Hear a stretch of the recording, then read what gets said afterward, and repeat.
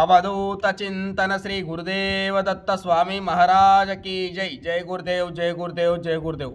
మంత్ర జిజ్ఞాసులారా, ఇవాళ మనము యక్షులు యక్షిణి దేవతల గురించి మాట్లాడుకుందాం.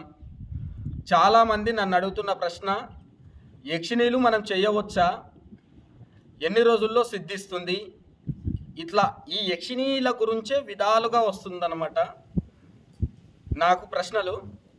దాంట్లోకి నేను కొంతవరకు మీకు వివరణ ఇవ్వడానికి ప్రయత్నం చేస్తాను.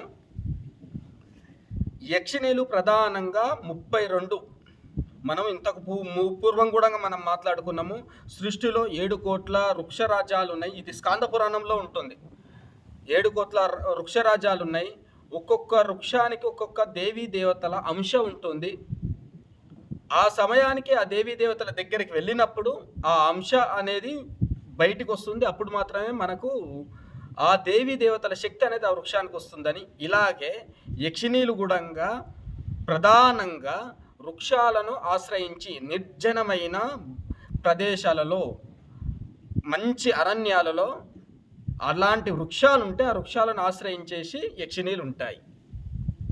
దానితో పాటు శాబరి మంత్రం కావచ్చు, తాంత్రిక మంత్రం కావచ్చు, వేద మంత్రం కావచ్చు, ఇలాంటి మంత్రాలతో సిద్ధించుకొని మందిరాలకు కానీ, మందిరాలకు జీవనోద్ధరణ కోసం పెట్టిన నిధి నిక్షేపాల కోసం కానీ యక్షిణీ దేవతలను కాపలాగా పెడతారు.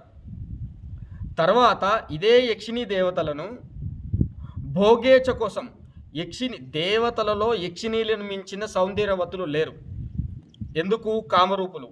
మళ్ళీ అదే యక్షిణీలను స్వయం ప్రకాశకంగా నిజరూపకంగా తీసుకుంటే వాళ్ళకు తీక్షదంతనాలు, నల్లటి ముఖము, బాగా భయంకరంగా ఉంటారనమాట. అందుకోసం చెప్పేసి అని మీరు చూడండి, రాక్షస సంహారం కోసం వచ్చిన కాళీ దేవత కావచ్చు, కాలభైరవుడు కావచ్చు, తర్వాత వీరభద్రుడు కావచ్చు, వీళ్ళందరూ కూడా యక్షస్వరూపం. వీళ్ళకు తీక్షదంతనాలు ఉంటాయి అన్నమాట. సహజ రూపంగా యక్షిణీలు కూడా అలాగే ఉంటారు.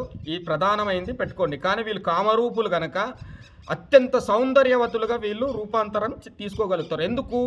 ధనం అనేది మాయాబీజం. ఆ మాయాబీజానికి వీళ్ళకు రక్షకులు. అందుకోసం చెప్పేసి అని వీళ్ళు కామరూపం తీసుకోగలుగుతారు అన్నమాట. ఎవరు యక్షిణి మంత్రం చేయవచ్చు, ఎవరు చేయకూడదు, ఎన్ని రోజులు సాధారణంగా చెయ్యాలి, ఎన్ని రోజులు మంత్రాది దేవత సిద్ధి వచ్చిన తర్వాత ఉంటుంది అనే అంశాల గురించి చిన్న వివరణ చెప్తాను. తర్వాత ఇంకా మీ ఇష్టం, మీరు చేసుకుంటే చేసుకోండి, వద్దనుకుంటే వద్దనుకోండి, మీ విఘ్నత అది. యక్షిని కనీసం ఇప్పుడున్న యుగధర్మాన్ని బట్టి 2 సంవత్సరాలు రోజుకు 6 గంటల సేపు సాధన చేస్తే సిద్ధించే అవకాశాలు ఉన్నాయి. ఈ యక్షిణీ దేవతలు 32. అవే మనకు వట యక్షిణి అని, తులసి యక్షిణి అని చెప్పేసి అని, మామిడి యక్షిణి అని, ఎంతెంతో పవిత్రమైన వృక్షరాజాలను ఈ యక్షిణీ దేవతలను ఆశ్రయించి ఉంటాయి.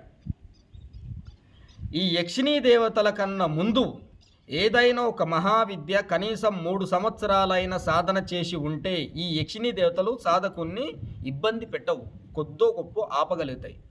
నన్ను అడిగితే గృహస్థు ధర్మంలో ఉండి భార్య బతికి ఉన్నవాడు యక్షిని చేయకపోవడం సర్వశ్రేష్టకరమైనది. ఎందుకు? యక్షిని సిద్ధించిన తర్వాత భార్య ఉంటుంది అని చెప్పేసి నమ్మకం లేదు. 100కి 99.99% భార్య యక్షిని దర్శనం ఇవ్వడంతో ఏదైనా ఒక అకాల మృత్యువు సంభవించడానికే ఎక్కువ ఉన్నాయి అవకాశాలు. అదే గురు పరంపర గట్టిగా ఉండి, మహావిద్య ఉండి, అప్పుడు ఈ యక్షిణిని సిద్ధించుకుంటే పర్వాలేదు. ఎందుకంటే ఈ విశ్వంలో భూలోకానికి, మన మానుష లోకానికి అత్యంత సన్నిహితంగా దగ్గరగా ఉన్న లోకాలలో యక్షలోకం కూడా ఒకటి. అందుకోసం చెప్పేసి మీకు మహావిద్య అంటే చాలా దూరం నుంచి రావాలి. అదే యక్షిణి అంటే మీకు పక్కనే ఉంటుంది.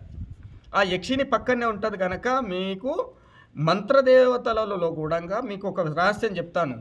కర్ణ విద్యలు కావచ్చు, ప్రత్యక్ష విద్యలు కావచ్చు, పరోక్ష విద్యలు కావచ్చు, స్వప్న విద్యలు కావచ్చు అని మంత్రరాజ్యాలు కొన్ని తేడాలుగా ఉన్నాయి. వీటికి బీజ సహితంగా మార్పులు చేకూరుతాయి అన్నమాట. ఇదే మంత్రాలను కర్ణ యక్షిని కూడా చేసుకోవచ్చు. బీజం మాత్రమే మారుతుంది.